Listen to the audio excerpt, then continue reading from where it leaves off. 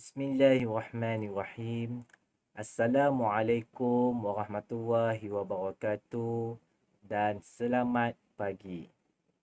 Cikgu ucapkan kepada murid pendidikan khas SK Kampung Idaman, khususnya untuk murid tahap 2, iaitu tahun 4, tahun 5 dan tahun 6. Di sini, cikgu nak doakan kamu semua berada dalam keadaan yang sihat walafiat dan dijauhi wabak COVID-19. Okey, seperti biasa, hari ini cikgu akan mengajar kamu untuk subjek kemahiran hidup asas tahap 2. Sebelum itu, cikgu nak bagi tahu kamu semua, hari ini merupakan hari Isnin bertarikh 9 Ogos 2021. Sekarang kita dah berada di bulan 8. Untuk makluman kamu semua, bulan 8 merupakan bulan kemerdekaan untuk negara kita. Okey.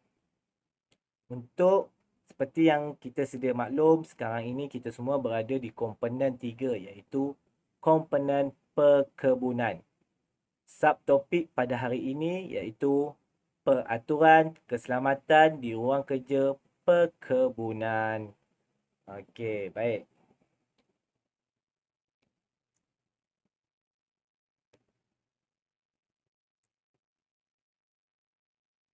Sebelum kita teruskan dengan tajuk kita pada hari ini, suka cikgu ingatkan kepada kamu, cikgu kena sebut dahulu objektif PDPR kita pada hari ini. Pada akhir proses sesi PDPR, murid dapat mengenal 4 daripada 5 peraturan keselamatan di ruang kerja perkebunan dengan baik.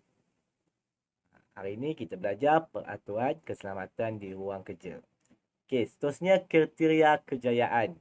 Yang pertama, murid dapat menyebut semula 4 daripada 5 peraturan keselamatan di ruang kerja perkebunan dengan baik.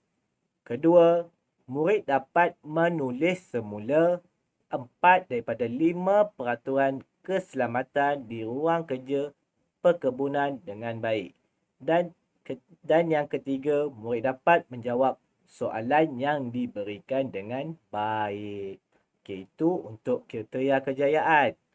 Okey, kita imbas semula pengajaran dan pembelajaran yang lepas supaya awak tidak keliru dan supaya awak dapat membezakan tajuk yang kita belajar. Nampak macam sama tetapi berbeza. Okey, kita tengok sama-sama di sini.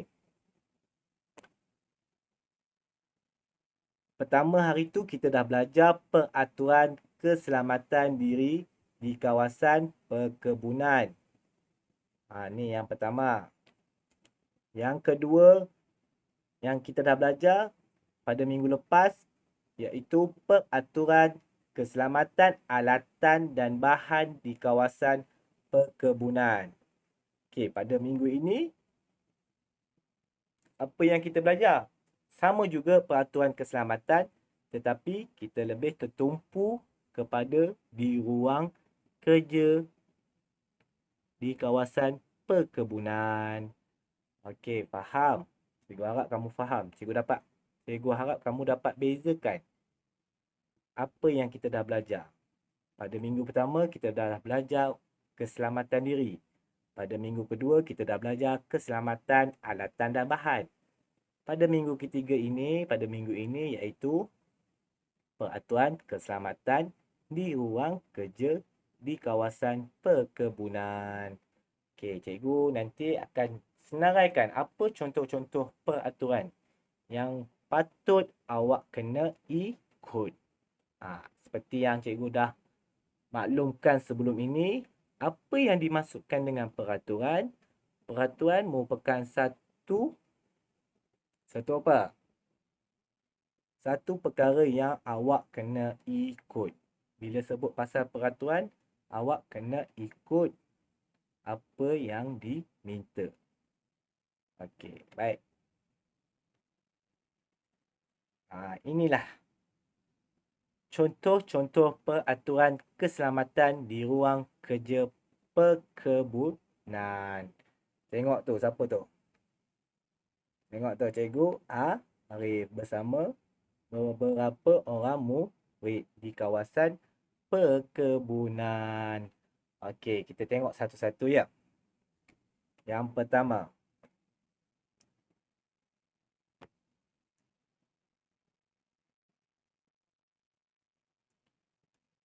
Dengar arahan guru.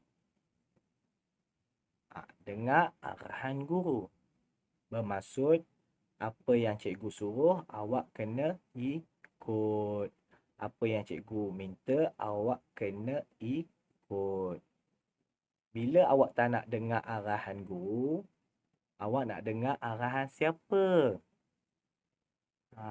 Kalau jadi apa-apa dengan awak, cikgu yang bertanggungjawab. Jadi, apa yang kamu kena buat, apa yang kamu lakukan, pastikan dengar arahan guru dahulu. Jangan bertindak di luar arahan guru. Takut-takut terjadi kemalangan atau kecederaan yang tidak diingini. Okey, kita tengok. Yang pertama, dah. Yang kedua, kerja dengan tenang dan sistematik.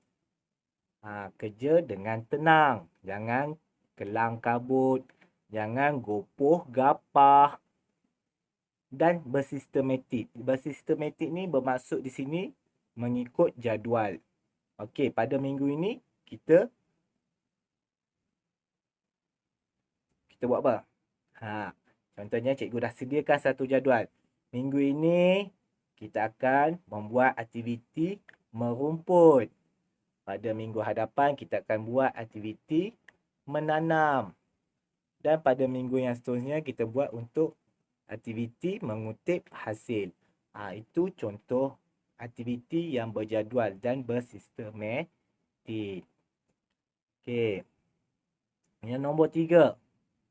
Tidak bermain atau berlari semasa bekerja. Tidak bermaksud tak boleh.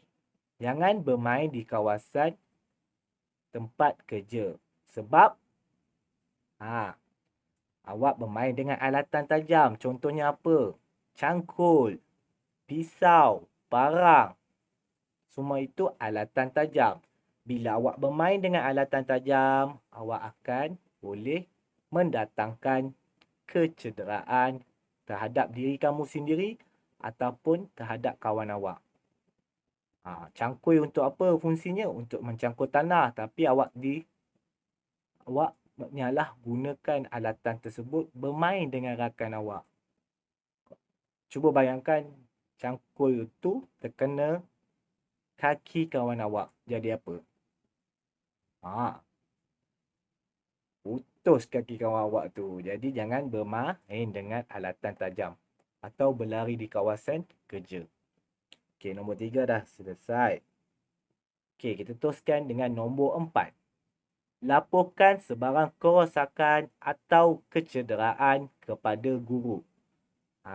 Kalau kamu jumpa alatan perkebunan yang dah rosak, tidak boleh guna, awak terus laporkan kepada cikgu. Contoh. Okey, contoh yang kedua. Awak sedang berkebun dengan kawan awak, awak nampak kawan awak terkena duri di tangan. Bila terkena duri di tangan, awak cepat-cepat bagi tahu cikgu supaya cikgu dapat mengatasi masalah yang awak hadapi itu dengan cepat. Sebarang kerosakan atau kecederaan perlu laporkan kepada cikgu. Siapa cikgu awak masa tu? Kalau cikgu Arif yang ajar awak pada masa tu, awak terus bagi tahu kat cikgu Arif. Jangan diam-diam. Nanti boleh menyebabkan kesakitan itu berlarutan atau berpanjangan. Okey, nombor 4 dah. Okey, dan yang terakhir sekali, nombor 5, pastikan ruang kerja dalam keadaan bersih dan selamat. Contohnya di ruang kerja di mana? Di kawasan perkebunan. Pastikan di kawasan perkebunan awak itu bersih, dalam keadaan bersih dan selamat. Tengok sebelum awak nak berkebun, tengok dahulu keadaan sekeliling. Pastikan tiada binatang yang berbisa yang ada di situ. Pastikan alatan-alatan perkebunan yang awak dah guna simpan di tempat yang awak ambil. Ini semua untuk mengelakkan awak berlakunya kemalangan atau kecederaan. Okey, jadinya inilah peraturan keselamatan di ruang kerja perkebunan. Okey, cikgu imbas mula sepintas lalu. Yang pertama, dengar arahan guru. Yang kedua, kerja dengan tenang dan sistematik. Yang ketiga, tidak bermain atau berlari semasa bekerja.